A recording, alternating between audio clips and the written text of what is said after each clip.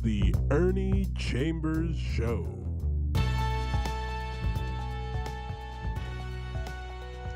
I'm Ernie Chambers, as usual, and I'm going to talk about a few things today, as usual, but I've got to say something about the COVID-19 issue because there still are people not taking proper precautions by getting the vaccination. And when it comes to wearing a mask, that is not designed for the safety of the wearer. It's designed to protect others, to keep your moisture from contaminating the air. If you're not vaccinated, you are the one who should be most concerned about wearing a mask if you deem yourself to be your brother and your sister's keeper. I wear a mask whenever I go around people. In March, I got my second shot, and being 84 years old, I'm in that category where a booster is recommended. So as soon as Moderna comes out with a statement of the booster shot or the third vaccination, I will count the number of months since I was the recipient of my second, and I will take that third one. I don't care what other people say. I don't care how they are careless. I am responsible for myself. I will not do anything to endanger or compromise my own health. I will not let my personal welfare be politicized by empty-headed people who spew slogans, cliches, and whatever the latest thing is they happen to have read on social media.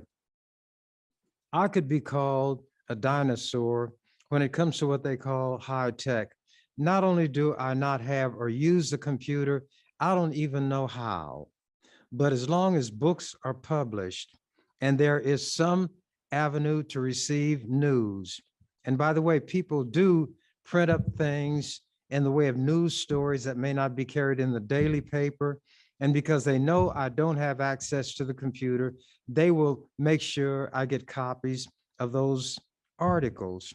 I subscribe to over a half dozen magazines because I want to keep tabs on what goes on in the world, not just to be able to talk to other people about it, but I have what I would call an unquenchable thirst for knowledge.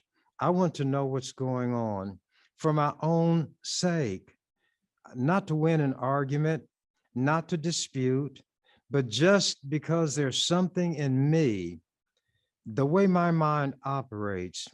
I want to know as much as I can about as many things as I can. It's why I always was ready in the legislature. If something came up on the spur of the moment, I would be able to, I will use the term sing. By the way, I'm called the burglar of music because I break into song. When I sing, well, it goes like this. When I'm sad, I sing, and then the whole world is sad with me. I've never pretended to be able to carry a tune in a bucket. But again, like Popeye, I am what I am. If I decide to break into song, I may offer an apology because I'm concerned about how the listeners or hearers may be affected by it. Or let's say a warning even.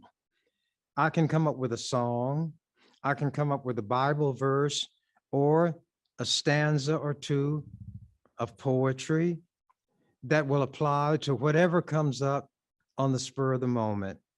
And they thought that there was something magical about it, but there was nothing magical about it at all. I prepared. That was my watchword.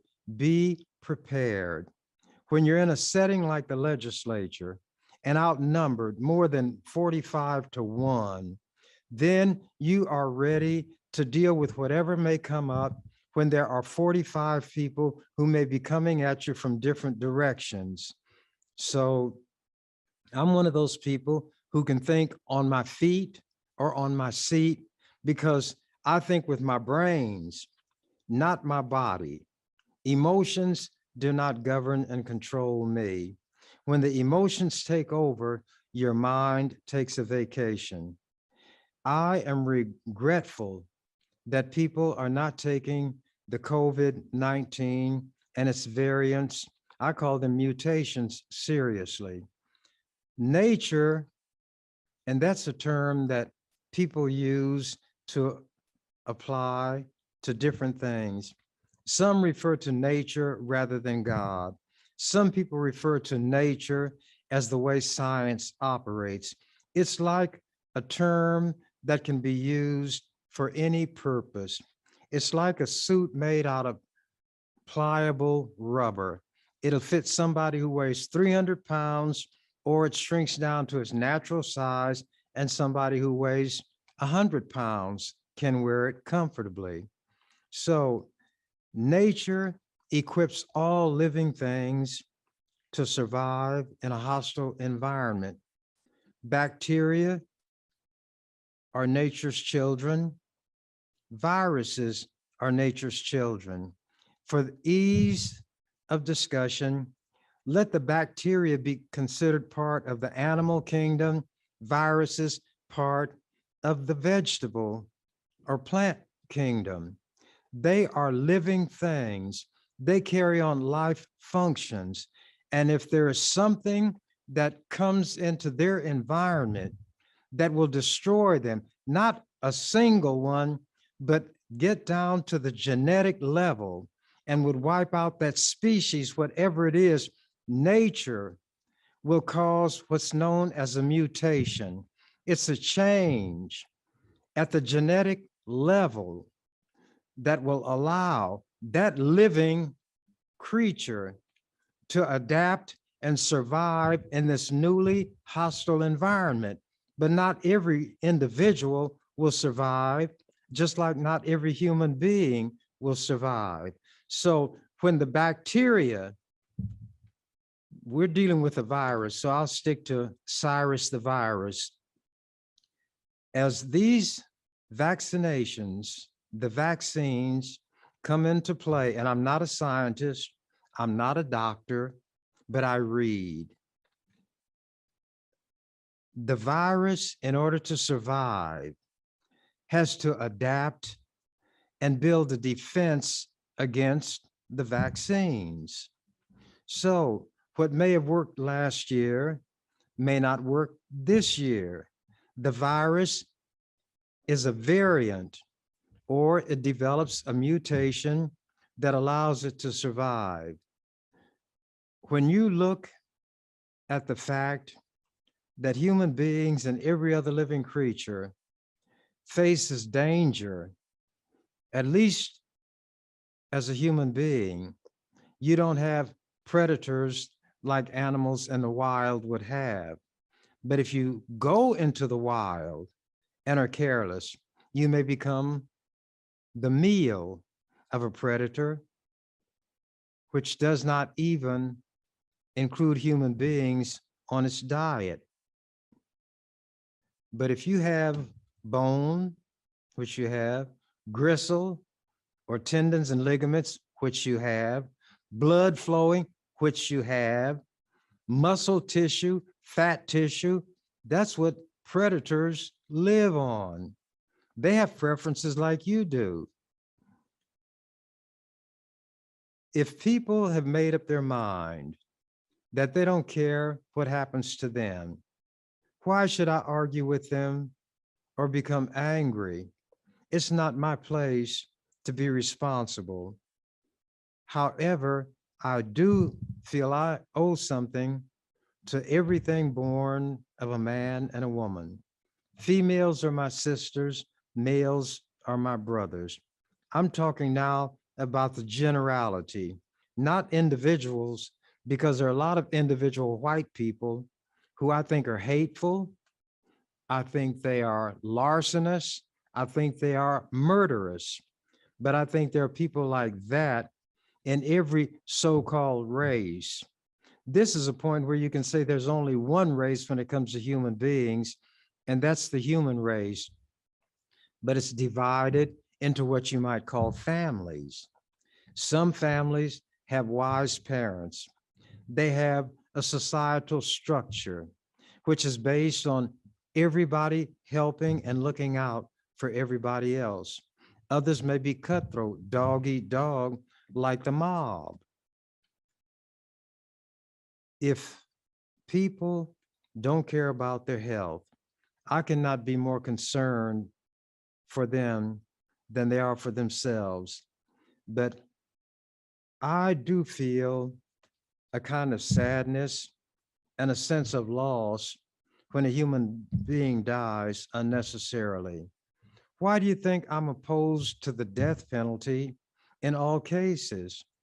Whoever the perpetrator is, whoever the victim is, whatever methodology the perpetrator uses to take the victim's life, I simply don't believe that one human being has the right, the moral right, to take another human being's life. And certainly the state does not have that right. If you want to become a member of the European Union as a country, individuals are not there. You cannot have a death penalty. Turkey wanted to be a member of the European Union, so they gave up the death penalty, wanting to get whatever economic and other benefits come from being a member of that organization. Turkey was interested enough in that to say, we won't kill human beings anymore as a punishment. Whatever their morality was, whatever their religion happened to be, could not lead them to place that value on every human life. People who look at it deeply from a philosophical or a truly religious standpoint will acknowledge that every human being is endowed with or imbued with a certain fundamental dignity, which no other human being, whether acting as an individual, acting in a gang, acting in a mob like the Ku Klux Klan, or acting in what has organized themselves into a society or a state. If one man or woman doesn't have the right to kill, three people, just because there are now three of them, will not develop or gain that right to kill. If there are more who come along, and there are now 1,000, the 1,000 have no more right to take a life because there are that many of them than that individual. Therefore, the state can never have the moral right to take a human life. It degrades and disavows that fundamental human dignity which every person has. And it has nothing to do with how a person behaves. So I, not from a religious standpoint, although originally that's what it was, do not believe in the death penalty. I never have. The church that I grew up in did not believe in the death penalty. When you're young, you believe or try to believe what those you respect claim to believe. I found out that people in churches will talk a good game, but when the whistle blows or the gun sounds and the competition is underway, it becomes a different matter. It's every man or woman for himself or herself, and the devil take the hindmost. That never was my philosophy. I have written to Southern governors when I was aware that somebody was to be executed, even on the rare occasion when the person got the death penalty for killing a Black person. I would write knowing that it made no difference to that governor what I wrote, asking that that person's life be spared. But I didn't do it for the governor. I didn't even do it for the condemned person. I did it for me. If I saw, and I don't know how to swim, if I saw an infant that had fallen into a swimming pool, although I don't know how to swim, there would be a compulsion in me to jump into that water and do the best that I could. So probably what I would try to do or let myself do is sink to the bottom, push myself above the water, take the infant, and if I sank again, try to move myself toward the edge of the pool. Desperate people resort to desperate measures. What I'm trying to get across now with all of this conversation is the concern that I have for people, even when they don't have it for themselves. You all who profess and pretend to be Christians should look at that one you say that you serve, that you believe in, took as his guide and his philosophy. Now, I've seen things in the Bible that contradict themselves. One of the big things, and then I'm gonna get back to that point. Let me go ahead and make the point. Jesus, when he was dying, those of you who read the Bible know that he said, "Forgive them, Father, for they know not what they do." He was coming from the position I'm coming from. They knew that they had beaten him, but contrary to what people think, when Pilate had him lashed, Pilate was not punishing him. Pilate was trying to arouse sympathy in the minds of these people, the Jewish people, who thought Jesus was out of line because of what he taught. Pilate was trying to evoke sympathy. Pilate was a Roman. Romans were brutal, bloodthirsty people in general, based on the way they're stereotyped. But here was a secular individual trying to persuade religious people that they should not go to a heathen like Pilate, who represents Rome, the Roman Empire. They should not go to him to kill one of their own. And he was trying to make this point. There was an occasion that arose during all of this handling of Jesus when, according to the Jewish custom at Passover, somebody's life could be spared. So Pilate put Barabbas on one side, Jesus on the other, and asked, "Who do you want?" And they were confused as to what they should say. Here was Barabbas, this man who had committed various crimes, insurrection, riotousness, and so forth.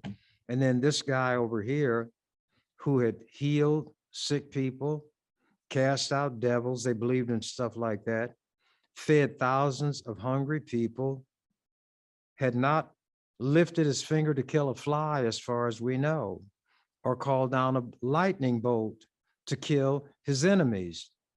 Pilate said, "Which one do you want?"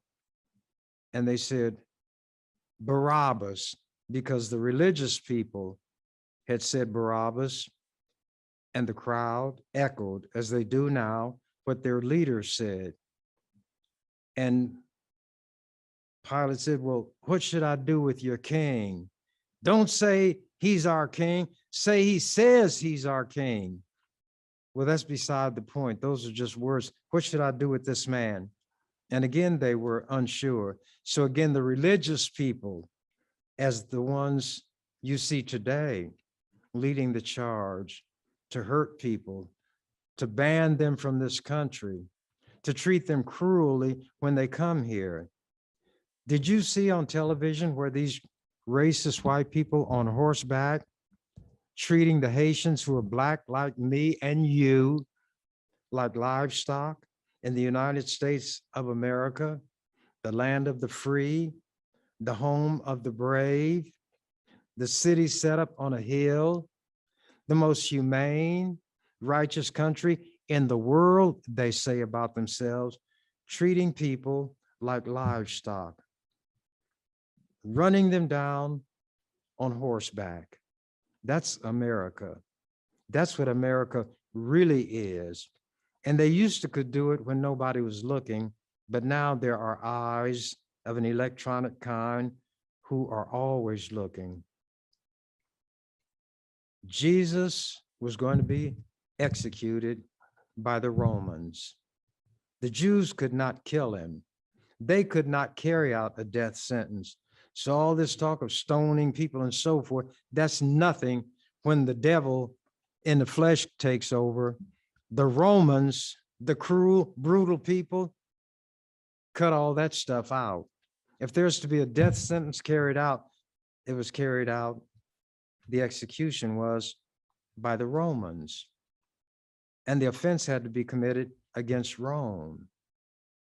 But the Romans were smart enough to allow those who were subjugated to carry on some of their superstitions and their religious practices as long as they did not threaten the integrity or the power of Rome.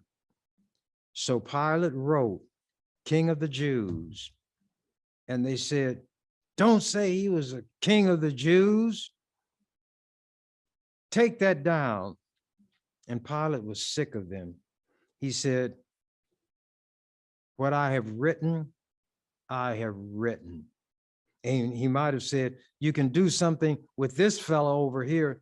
You're dealing now with somebody who can handle you, who knows how to handle you. And you better not speak against Rome.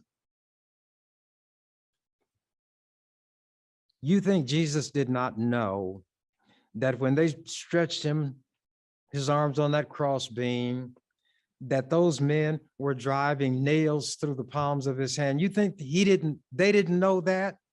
Yeah, they knew it. And when they put somebody on that cross and the weight of a body had to be supported, the flesh and bone in a hand could not support that weight. So they had to put a footrest under that person so that the weight of the individual would be resting on that footrest. So if you see a representation of Jesus on the cross and he's hanging there and the only thing holding him up are nails in his hands and nails in his feet, that's not the way it went.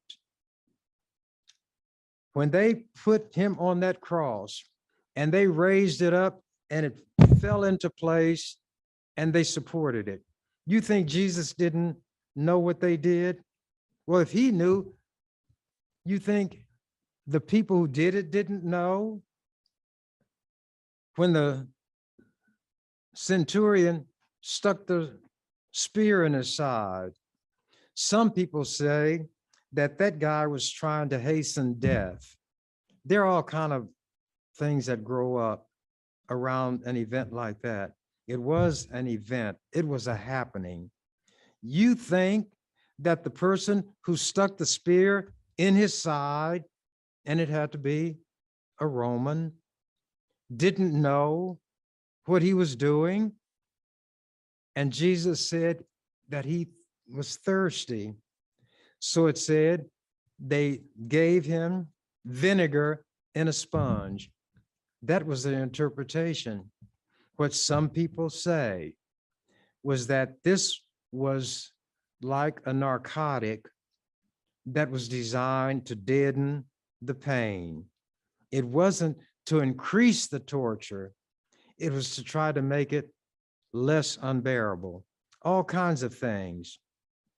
Here's Jesus having been put where he is, and everybody who played a guilty part had to know the part he played. From the religious people who incited the crowd to say, crucify him, they knew. The people in the crowd who shouted, crucify him, knew what that word meant. So they knew. When Pilate gave the directive to have the execution carried out, Pilate knew. The ones who drove the spikes through his hands and his feet, one on top of the other, they knew. And in some cases, the bones and the leg were broken, again, to hasten death, but it did cause excruciating pain. I don't know that I've ever read any place where the bones in Jesus's legs were broken. But if that were to happen, the one who wielded the mallet knew what he was doing and carried it out. Yet here is this man who is supposed to be the Son of God and God himself. I and my Father are one. He knew everything. He had to if he was God. He knew that these people knew. So was Jesus a liar when he said, "Forgive them, for they know not what they do"? Everybody had guilty knowledge. Was Jesus talking in riddles even as he died? I don't know. But as an ordinary human being, I would have to say that statement makes no sense. So you have to get from the realm of the ordinary and go into the theoretical or the philosophical. They knew that they were killing a man, but they did not know the nature of the being that they perceived to be a man. So although they knew they were executing the son of a carpenter, they didn't realize that he was more than that. That might make some kind of sense, but the Bible is full of nonsense to my way of thinking. So if Jesus, who had been put through all of this torture, could say, "Forgive them," and who was he speaking to? Who had the power to forgive human beings? He didn't say, "I forgive you for what you're doing to me." He was speaking not for himself. He was speaking to someone or something. And he asked whatever that thing was or whoever that being was to overlook what these people were doing to an innocent man, because at a certain level, they did not know the true nature of their deed. They were not killing a man, they were killing a God. But a God cannot be killed. So there are many contradictions in the Bible. But people have to overlook all of that because they want to accept it to be what they've been told it means. But if you're intellectually honest, you would have questionings. And the real word, if you want to be direct and mature about it, is not you have questionings, you have doubts. You're not sure. So you don't think about it. You don't want to go where the logical processes of your mind, which is constructed to operate in a logical way. 2 follows 1, 3 follows 2, step by step. Or as the Bible says, here a little, there a little, line upon line. But the conclusion that the logic in your mind would cause you to reach, you have to shake your head and disregard it and say, we're in a realm where logic does not rule. We're in a realm of the unknown. It's beyond our ability to comprehend. So we have to take it as being true, even though we have no material evidence of it. So we have to construct a formula according to which this way that we've decided to conduct ourselves and let our mental processes work, we have to have a formula. So the formula will be this. Faith is the word we're going to use. And faith, what is faith?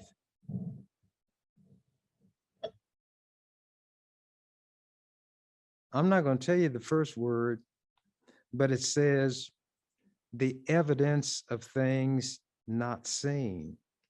There's no evidence of it, but you believe it anyway.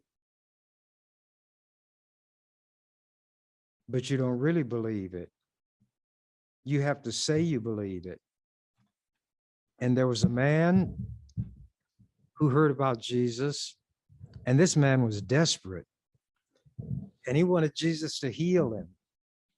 But he also knew that what he heard about this Jesus is that he required people to tell the truth. So when the man came to Jesus, he said, Jesus, I've heard about you. You have the power to heal me. Heal me. And Jesus said, do you believe? Then, using the logic that he had, but knowing what the conditions were under which healing could come, he had to believe. He said, Lord, I believe, help my unbelief. Because he had to be honest. He was saying, in the anguish of his condition and his soul, I want to believe.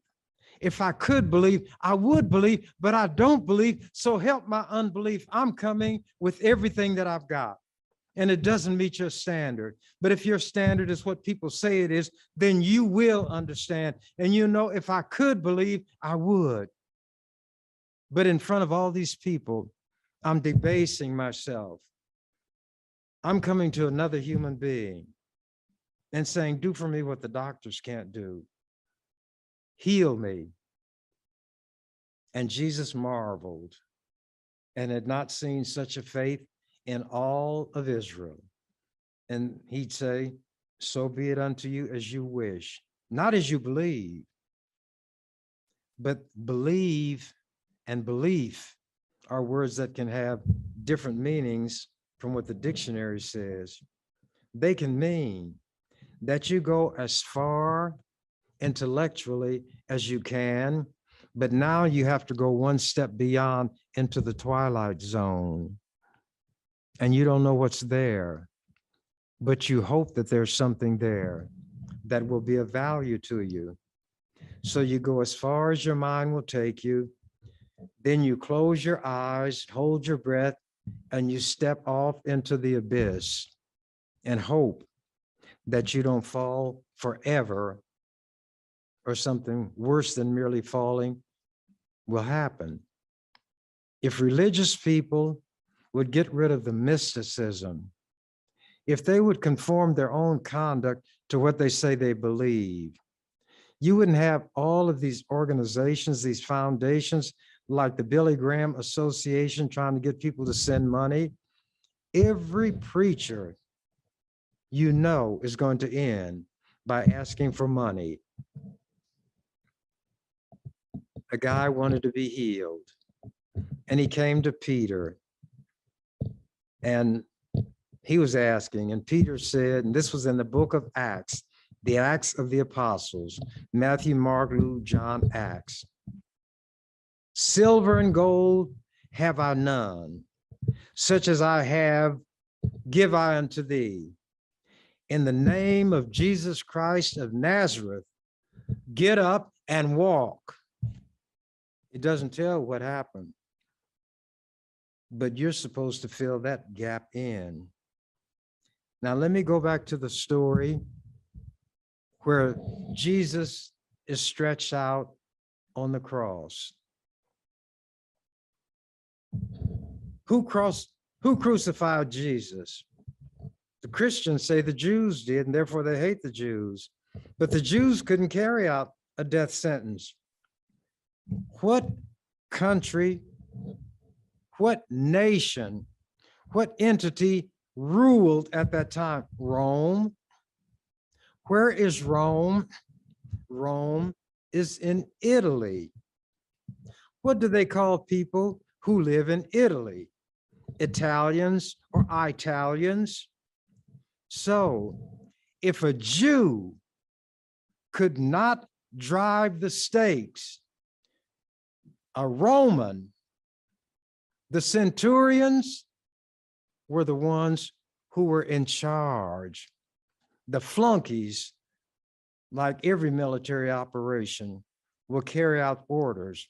The ones who carried out the actual execution of Jesus were Italians, not Jews.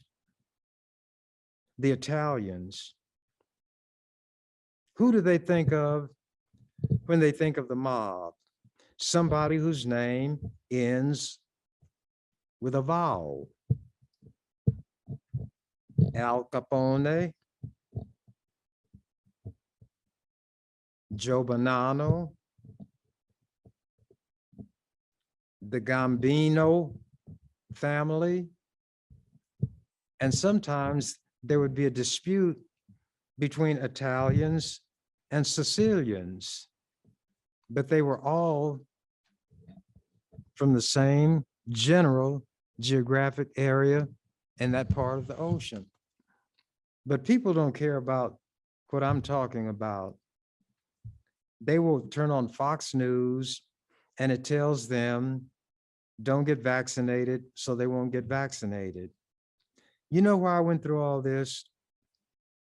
To indicate that my philosophy, being that of Popeyes, I am what I am, and that's all that I am, will acknowledge that I'm still influenced to this day by things that I picked up in church as a small child and didn't know any better than to accept things that older people told me, even when their conduct deviated from what they told me. Even as a child, I didn't believe that I could justify myself in doing what I knew was wrong because the preacher did it. That's between him and God. Or your parents may not do what they say you ought to do. But if you are convinced, as at one time I was, that everything in the Bible means what it says as it's written, then you will not allow yourself to be righteous by standing on somebody else's shoulders and say, well, I'm not as bad as so-and-so. It's not a question of relativity where you're not as bad as somebody else. You have a conscience and a mind that judges you. And that's why I will tell people that I quote poems a lot of times, because they say with words that I cannot put together in the way they do. The woods are lovely, dark, and deep, but I have miles, but I have promises to keep and miles to go before I sleep. And when you go those miles, no matter what the outcome is, then you can lay your head on that pillow and sleep the sleep of the just. But if you don't, there's something in you that lets you know whether you've done the best that you can. And it will not let you rest. And some people call it a conscience. You don't have to go into mysticism. The other things that I had intended to talk about, I've laid aside because I'm trying to make a point. And sometimes I don't call myself a leader. I never have. White people have done that. Some Black people fall into that bag. You've never heard me call myself a leader, ever. I don't lead anybody anywhere. I do what I think is right. I say what I think needs to be said. And if somebody wants to latch on to it, they have decided to take from that what benefits them, but I'm not that person's leader. I don't tell that person what to do. So if the word lead has to attach to me, the way I want to lead is by example. I want to show that I believe what I'm saying to the extent that I direct my conduct according to what I claim to believe. And if I'm doing what I believe to be right, I don't care what anybody says. I wouldn't care what the Pope says, the president, the preacher, the teacher, and the fact that thousands of people would say it doesn't make it right any more than it's right if one person says it. So it's not the number of people who say something that will impress me. It's the logic, the reasonableness of it, and whether it accords with my belief. And the reason I say my belief, I can only live and have peace as long as I live in accord with what I believe. But I'm going to show you a contradiction that I saw in the Bible. They say God is good. All good things come from God. Well, where'd evil come from? If evil exists, God had to create it. A thing cannot give what it hasn't got. So you have to say God is evil and God is good. Everything that is a part of God. So the concept that you have of God is what's askew. You don't know what God is. You don't know if God is a who, what, or them. The Romans tried to handle it, and the Greeks by having different gods to whom they assign duties. But human beings cannot assign duties to gods.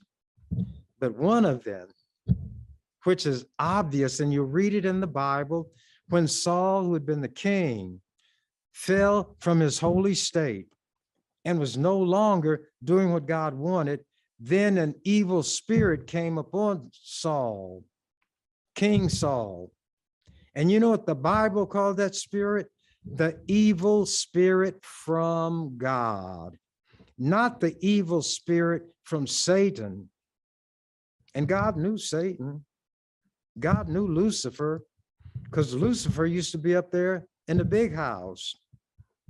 How did Lucifer conceive of this thought that he had that would lead him to try to overthrow God if that's what happened? It had to come from God. It was put there by God. The Bible even says, how can the potter say to the one, how can the pot say to the potter? The potter makes the pot. How can the pot say to the potter, why hast thou made me thus? If the pot could talk, the potter would say, because I wanted to. And the pot says, I don't like it. And the potter says, so what? But if you don't like what I've made you, that means you don't like to exist. It's smashed to smithereens. There are so many contradictions in religion, in philosophy, and politics. A person can maintain sanity only, in my opinion, in one man's opinion, is to adopt my and Popeye's philosophy. I am what I am, and that's all that I am. Que sera, sera. What will be, will be. What is what it is. And as I sign off now, as the canary would say, when he discovered that the door to his cage was open, I'm out of here. Thank you for watching The Ernie Chambers Show. If you'd like to make suggestions, email us at ewcfacts@gmail.com. That's ewcfacts@gmail.com. This has been an EWC Communication production.